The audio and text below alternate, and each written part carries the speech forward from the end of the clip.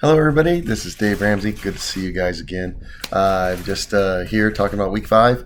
Still flying by. Kind of amazed at how quickly we're moving through everything. So today we talked about a few things. Last week I had a hard time getting my video in because I was in the middle of traveling, but now I'm back home. So a little bit easier. Today we looked at chapter 7, 6, and 5. I think I'm going to work backwards today because I think it sounds more interesting and more fun. Let's talk a little bit about diction. Diction is basically the language of the play. The way the author chose to write things in phrase, or the words that he chose, word choice. I've been in a lot of situations where I've acted over the years where there's been actors that have said, "Let's do a rewrite here. Let's change this word to be this word. I think it makes more sense." And there's been times when the author was actually present and it actually changed some things and got a little heated. But the truth is, I have a degree in writing, and I know a little bit about this circumstance, although I don't write plays. I do write poetry. I do write some fiction.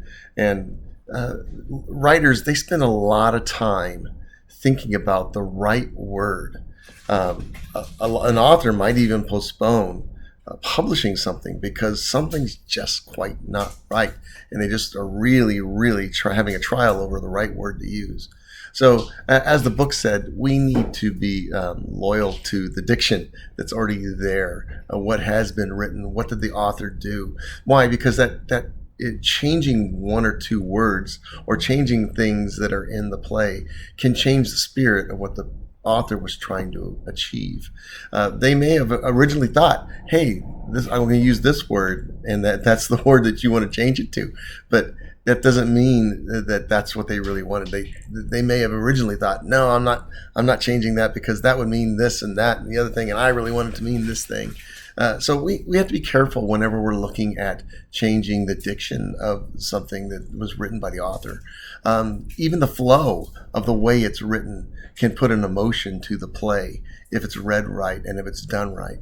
So just speaking from experience from that standpoint, we don't want to change the way the author has chosen to put the diction together in the play.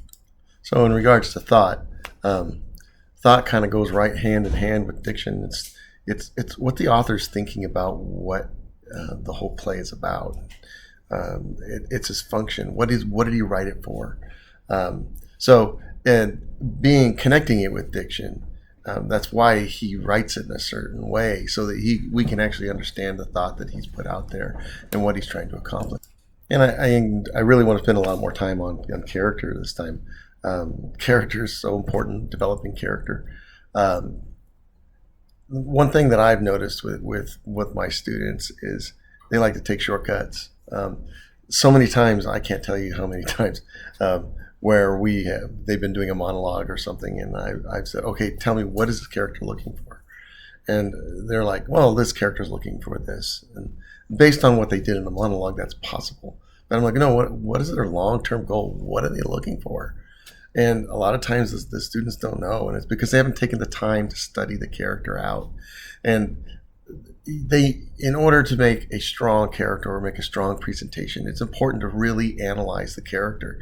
You need to read your lines. You need to read their lines. You need to see what actions your character is doing, because all those things explain exactly what the character wants and what their goals are. One thing I really liked about this particular chapter.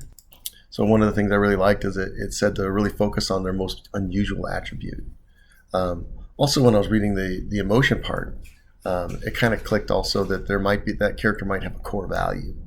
And if we can develop a character strong enough to where we say, this character, this is how they think, this is what they want, and this is what they desire, then we can actually think about that character in different positions, different places, and different scenarios. And if we could think that way, once we develop that character, well, there's nothing we can't really do on a stage, because we are able to say, okay, well, this is what they do if this is their goal and this is what they're interested in, and if these are their character quirks, I could play this character anywhere.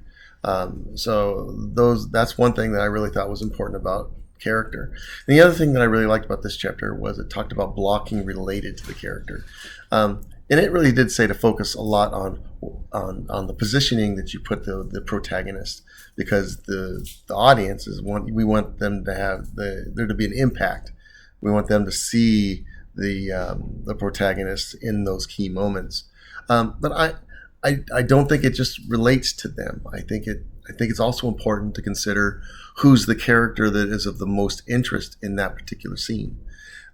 Because sometimes the protagonist, we don't really want him to be the focal point. Maybe it's the villain's time to shine in this particular scene.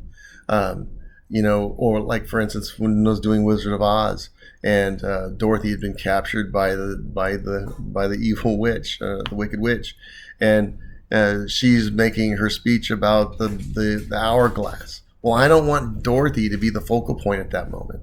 I want the witch to be the focal point, because she's the interesting part of that particular moment. And then when she left, I would alter the blocking. So I don't think it's just about the protagonist. I think it's the key is look for who is the right person at that moment. Well, I'm out of time. I even cut one chapter short just because I really wanted to talk about some things, already into 6 minutes. It's really good talking to you guys again. Can't wait to see what other people have put out there. And great to see you guys again. And I'll catch you on the flip side.